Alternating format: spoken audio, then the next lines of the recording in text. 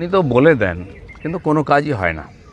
হাইকোর্টে যখন ওনারা হেরেছিলেন বড় মুখ করে সুপ্রিম কোর্টে গেছিলেন, তো হাইকোর্ট আর সুপ্রিম কোর্টের থাপ্পড় খেতে খেতে পুরো দুটো গালই এখন লাল হয়ে গেছে, যাওয়ার রাস্তা নেই। এইসব বলছেন, আমরা একদম ভরসা করি না, উনি করবেন না আমার মনে হয়। আর যদি হয় কিসের আধারে এগুলো হবে, কী প্রমাণ আছে? সমস্ত লোপাট করা হয়েছে। এই যে 26,000-এর চাকরি গেল, তারা তো সবাই দোষী নয়, সবাই টাকা দিয়ে চাকরি পেয়েছে এরকম নয়। যারা যোগ্য তারা কি অপরাধ করেছিল? এবার তো তাদেরকে ঘটিবাটি বিক্রি করতে হবে কোর্টের নির্দেশ মানতে গেলে। অথচ যারা এই অপরাধটা করেছে তাদের কাছ থেকে টাকা নিয়েছে, সেই লোকগুলো কি আদৌ কোনোদিন শাস্তি পাবে? মমতা ব্যানার্জি এখনও বড় বড় কথা বলছেন, বিজেপিকে দোষ দিচ্ছেন, অন্য কাউকে দোষ দিচ্ছেন, যে মুখ্যমন্ত্রী পুরো সরকারের রন্ধ্রে রন্ধ্রে দুর্নীতি।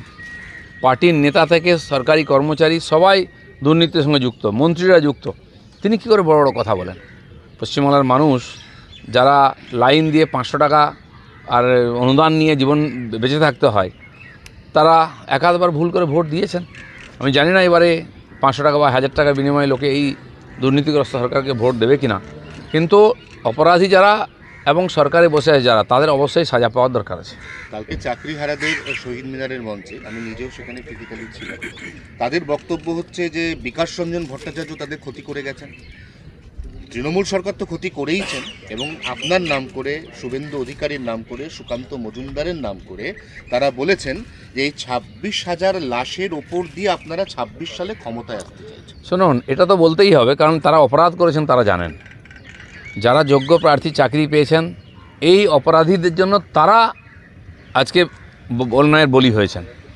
এই যে পুরো সিস্টেমকে যারা অপরাধী করেছে, তারা হয়তো টাকা আছে বা নিয়েছেন, দিয়ে দেবেন, কিন্তু যে সৎ মানুষগুলি, যারা যোগ্য প্রার্থীরা চাকরি পেয়েছেন, চাকরি গেল, তাদেরকে যে টাকা ফেরত দিতে হবে, তাদের হাতে কোনো সম্পত্তি নয়, যে টাকা সব খরচা করেছেন, তারা কি অপরাধ করেছিল? আজ অপরাধ করে বড় বড় কথা বলছেন। এরা, মমতা ব্যানার্জি যতটা দোষী, এরা ততটা দোষী, এবং মাঝখান থেকে যে ফোটেরা টাকা তুলেছে তারা সমান দোষী। পুরো পশ্চিমবাংলার মান সম্মানকে এরা নষ্ট করেছেন, আমাদের মুখ পুড়িয়ে দিয়েছেন। প্রত্যেকটি লোককে জেলেও ভরা উচিত। যারা দোষী প্রমাণিত হয়েছে, এক তো টাকা দিয়েছে, পুরো বাংলার শিক্ষা ব্যবস্থাকে নষ্ট করেছে কয়েকটা লোক, সেনাদের বড় কথা বলার উপায় নেই। কোর্ট সাজা দিয়েছে তথ্যের আধারে। দিলীপ ঘোষ প্যাক্টন, দিলীপ ঘোষ সত্যের সঙ্গে ছিল, সত্যের সঙ্গে থাকবে। যারা এসএসসি চাকরি দিয়েছেন এখন রিক্রুটমেন্টে, তারা যখন দিনের প্রতি ধর্ণা দিয়েছেন, তাদের সঙ্গে আমরা দাঁড়িয়েছি।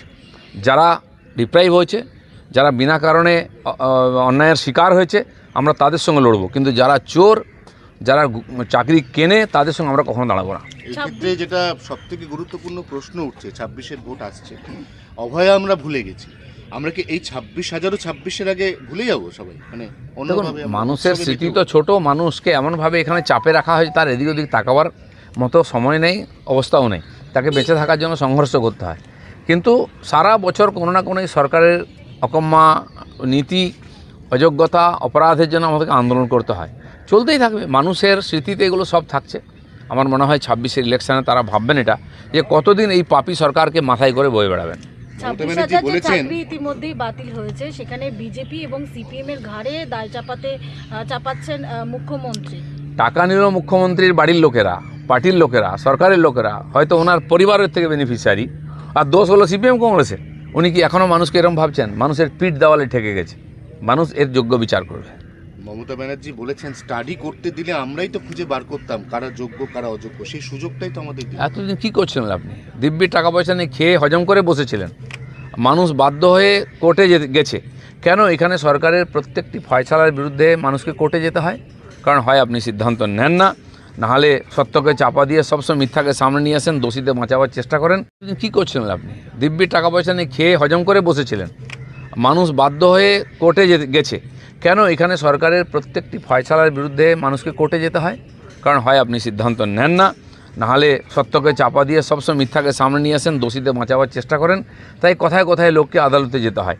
এই সরকারটা বাদ দিয়ে, ভেঙে দিয়ে এখানে আদালতকে সরকার চালানোর দরকার আছে। রাজ্য সরকার সুপ্রিম কোর্টে একটা রিট পিটিশন দাখিল করতে পারে, এরকম আলোচনা চলছে না? না, এছাড়া কিছু করতে পারে না। আদালতে যাওয়া, মামলার পর মামলা, টাকা পয়সা খরচা করে রায় নিজের দিকে নিয়ে আসার চেষ্টা, যেটা উনি নিজেই বলেছেন যে কোর্টকে বিক্রি করা যায়, কেনা যায়, সেটা উনি করে দেখাচ্ছেন। কিন্তু এখনও সাধারণ মানুষের আদালতের উপরে ভরসা আছে।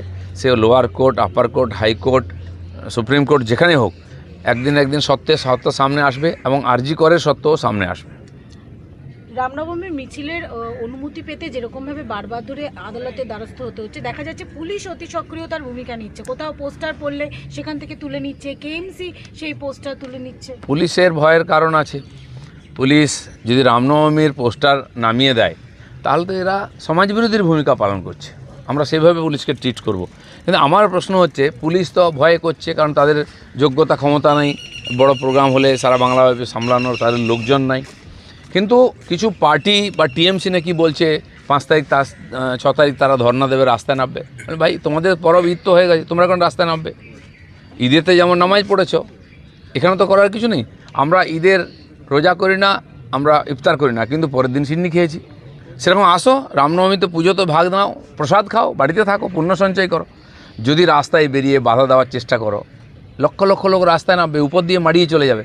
তখন দোষ দিও না যে এই হয়ে গেল তাই হয়ে গেল। আমি পুলিশকেও বলে দিচ্ছি, দিন পাল্টেছে, আপনাদের ব্যবহারে হিন্দু সমাজ খুবই রুষ্ট। তাদের ঘটিবাটি চলে যাচ্ছে, মা বোনের সম্মান চলে যাচ্ছে, তখন পুলিশকে দেখতে পাই না।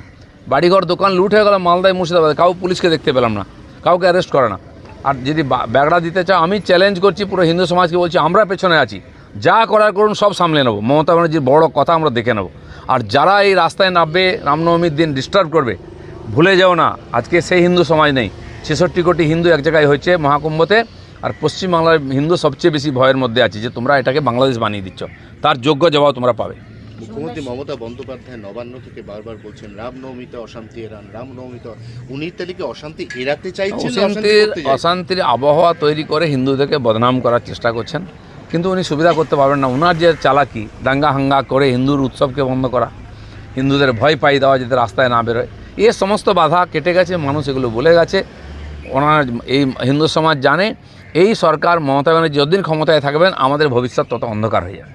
আক্রান্ত সন্ন্যাসী হিরণময় মহারাজ, তার মুখে যেভাবে কাপড় বেঁধে তাকে যেরকমভাবে আক্রমণ করা হয়েছে, একজন সন্ন্যাসী, তিনি হিন্দু সন্ন্যাসী, তিনি বৈষ্ণব, শান্তিপ্রিয়, ভগবত পাঠ করার, তাতে কার কী অসুবিধা আমি জানি না। তিনি রাস্তা বন্ধ করে নামাজ পড়েন না, যেখানে সেখানে মাজার তৈরি করে দিয়ে উৎপাত করেন না। যারা ভক্তিমান, ভগবানের ভক্তি যে তাদের ভক্তি জাগরণ করেন, তাদেরকে শ্রদ্ধা ভক্তি জাগান, ভগবানের কথা তাদের শুনিয়ে মনে আনন্দ দেন, ভবিষ্যৎকে উজ্জ্বল করেন। তার প্রতি যদি এই ধরনের অত্যাচার হয় একজন নিরীহ সন্ন্যাসীর উপরে, সর্বত্যাগী, যিনি মানব কল্যাণে, বিশ্ব কল্যাণে সর্বস্ব ত্যাগ করে বেরিয়েছেন, তার যদি অপরাধ হয়, যেমন চিন্ময় প্রভু বাংলাদেশে যে হয়েছে, আজ এপাশে হিরণময় প্রভুর উপরে সে কী অত্যাচার হচ্ছে। আমরা বারবার বলছি বাংলাদেশ আর পশ্চিমবঙ্গকে একরকম হিন্দু বিরোধী শক্তির আস্ফালনের জায়গা করে দেওয়া হয়েছে। সেটা হিরণময় প্রভুর উপরে যে অত্যাচার হয়েছে সেটা দিয়ে প্রমাণ করেছে এখানকার সরকার।